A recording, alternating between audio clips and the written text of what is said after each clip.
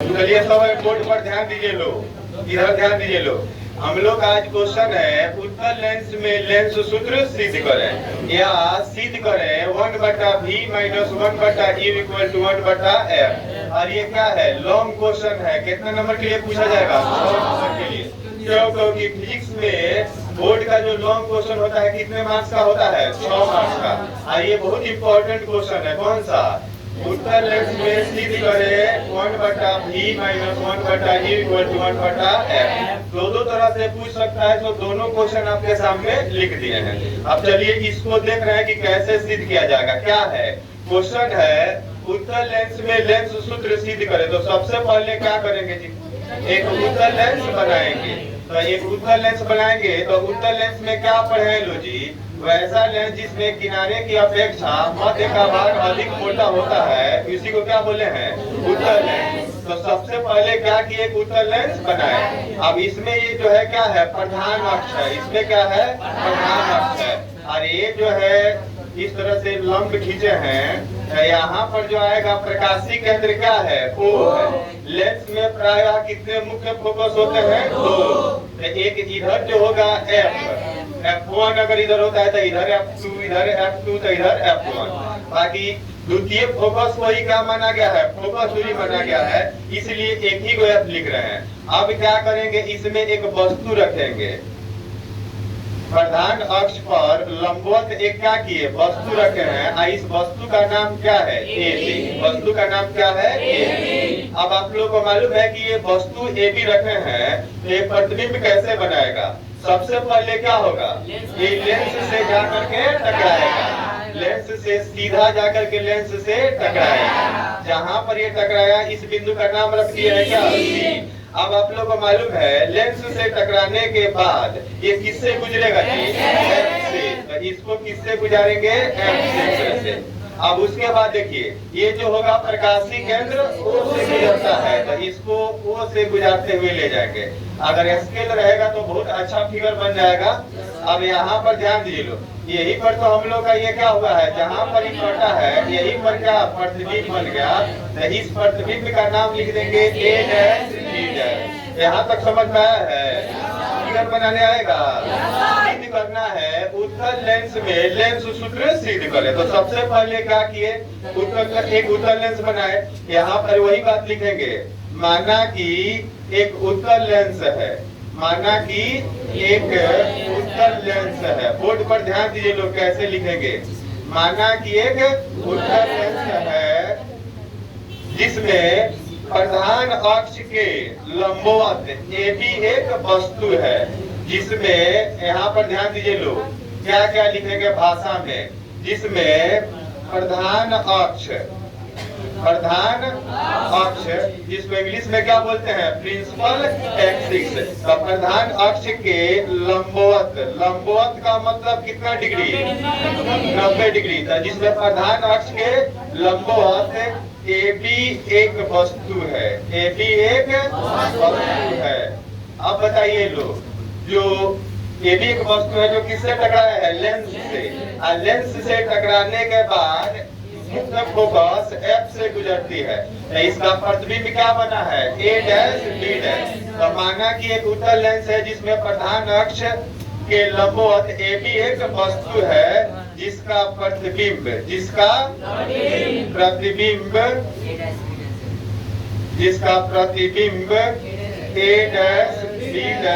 है।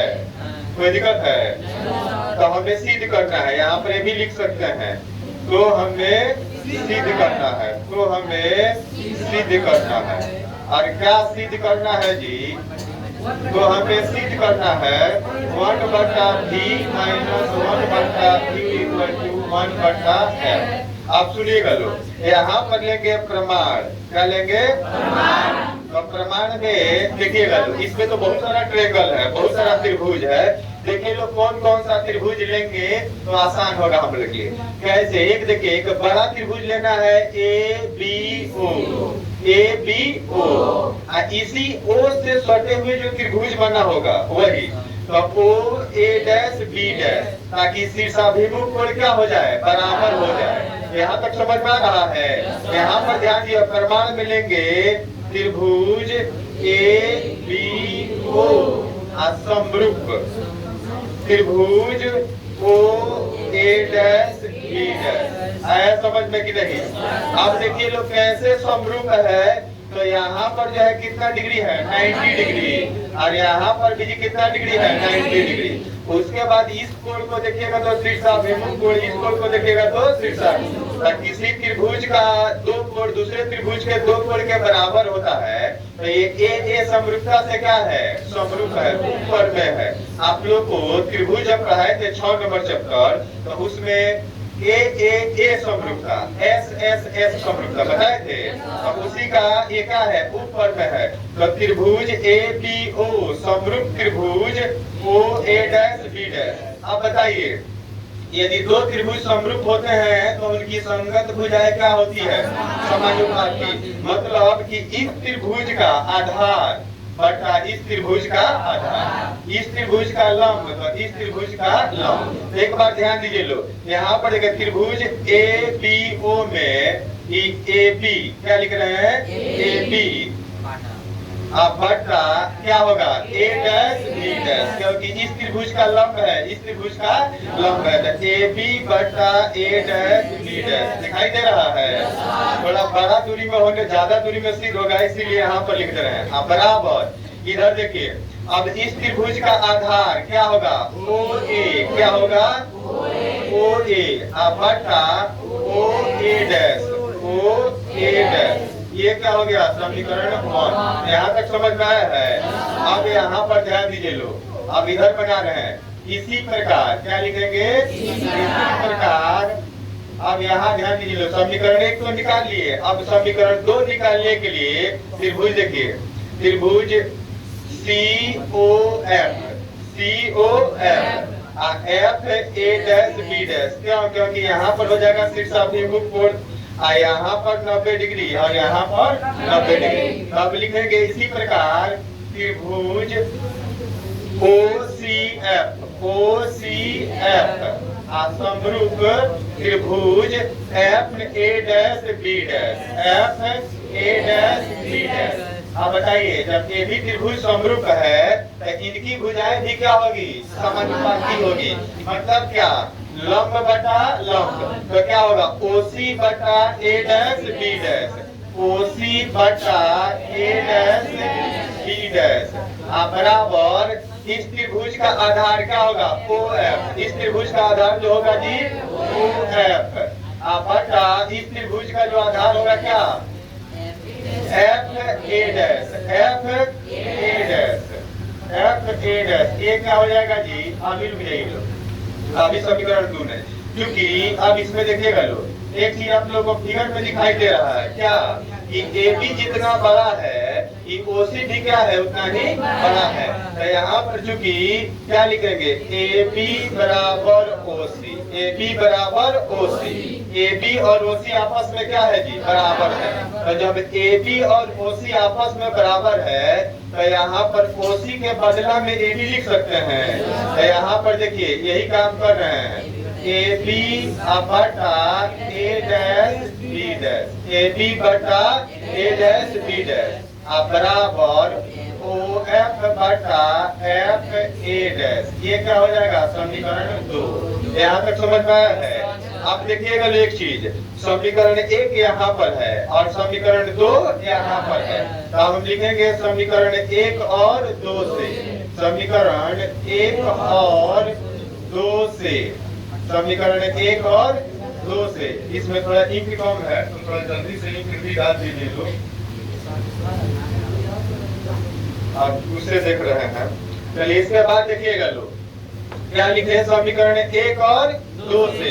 तो आप देखिए समीकरण 1 में बराबर के पहले और समीकरण 2 में बराबर के पहले, ये दोनों आपस में क्या है? बराबर है। इसका मतलब कि समीकरण 1 में बराबर के बाद वाला और समीकरण 2 में बराबर के बाद वाला, ये सब भी आपस में क्या होंगे? बराबर होंगे। अब देखिए क्या लिखे? ओ ए बटा ओ ए डैश, क्या लिखेंगे? ओ ए बटा ओ ए डैश बराबर ओ एफ बटा एफ ए डैश। अब एक चीज देखिएगा लोग, कोई भी दूरी मापा जाता है तो किससे मापा जाएगा? ओ से। जैसे दर्पण में पढ़े थे किससे? ध्रुव P से। तो इसमें किससे मापा जाएगा? ओ से। यहाँ पर एक चीज देखिएगा, यहाँ पर आप लोग को दिखा रहे हैं जो हम लोग को क्या करेगा? आसान करेगा, सिद्ध करने में क्या कर देगा? आसान कर देगा। एक बार थोड़ा ध्यान दीजिए लोग, यहाँ पर O से A के बीच के दूरी को क्या बोलेंगे जी? OA जो होगा क्या होगा? वस्तु दूरी। O से वस्तु यहाँ पर रखा गया है, तो OA बराबर क्या हो जाएगा जी? OA बराबर वस्तु दूरी, और वस्तु दूरी को क्या लिखते हैं? U।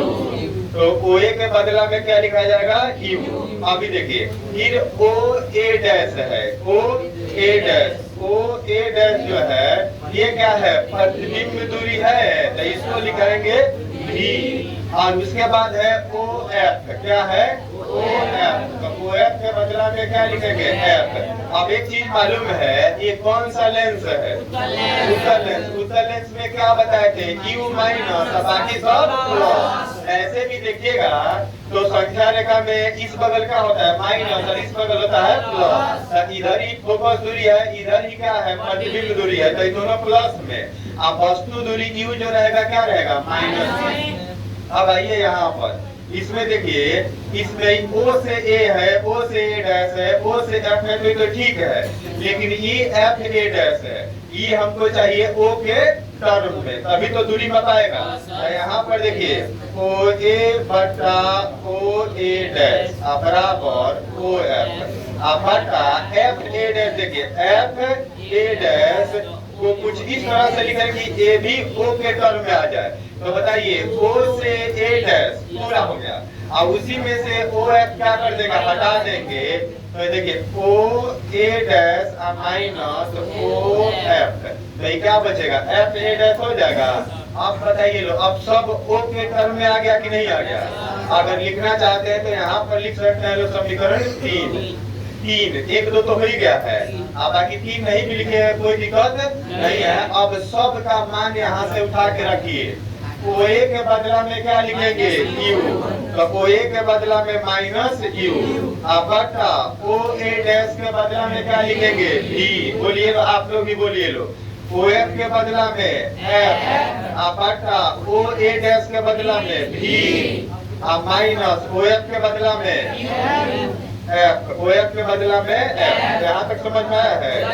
अब क्या करें? क्रॉस मल्टीपल गुना करेंगे, तो इसका क्रॉस मल्टीपल गुना करेंगे, तो यहाँ पर कर दे रहे हैं, यहाँ पर ताकि दिखाई भी देगा आप लोग को। अब बताइए, यहाँ माइनस U से V में गुना करिएगा, माइनस UV, माइनस U से V में गुना करेंगे, माइनस UV। इस माइनस U से माइनस F में, तो माइनस माइनस वाले प्लस, क्या हो जाएगा? UF। तो इधर का गुना तो कंप्लीट हो गया। अब क्या हो जाएगा? बराबर F से V में गुना करिएगा तो VF चाहे FV, कोई भी आगे पीछे लिखेंगे, इससे कोई दिक्कत नहीं है। यहाँ तक समझ में आया है कि नहीं आया? अब क्या करेंगे? सभी में UVF से भाग देने पर यहाँ पर लिख देंगे, सभी में, हल्ला मत कीजिए लोग, सभी में UVF से भाग देने पर, सभी में UVF से भाग देने पर। अब बताइए, यहाँ पर आगे बढ़ाएंगे तो माइनस UV बटा क्या? UVF। आप प्लस है तो प्लस, यहाँ पर है UF बटा UVF बराबर VF बटा UVF। कोई दिक्कत है? अब बताइए, U से U कटेगा और V से V कटेगा, तो एक बार में भी UV बटा UV कट सकता है। यहाँ पर देखिए U से U और F से F, यहाँ V से V और F से F। बताइए क्या बचा? -1 बटा F, -1 बटा F प्लस 1 बटा V इक्वल टू 1 बटा U। अब बताइए, जो हम ये तो इतना आया है, अब इसको लिखना किस तरह से है? बराबर के पहले में चाहिए V और U, बराबर के बाद में चाहिए F। तो हम वैसे ही यहाँ पर करेंगे, बराबर के पहले रखेंगे किसको? V और U को। तो यहाँ पर 1 बटा V है तो 1 बटा V, इधर प्लस में 1/u है, इधर आएगा तो -1/u इक्वल टू, अब इधर बताइए -1/f है, उधर जाएगा तो 1/f, तो क्या आ गया 1/v minus 1/u equal to 1/f। तो यह लेंस सूत्र हम लोग का क्या हो गया जी, प्रूफ हो गया। तो इस तरह से हम लोग लेंस सूत्र कर सकते हैं लोग। एक बार और समझा दे कि हो जाएगा, एक बार और भी सुन लीजिए, बहुत जल्दी कंप्लीट करेंगे। उत्तर लेंस में लेंस सूत्र सिद्ध करें।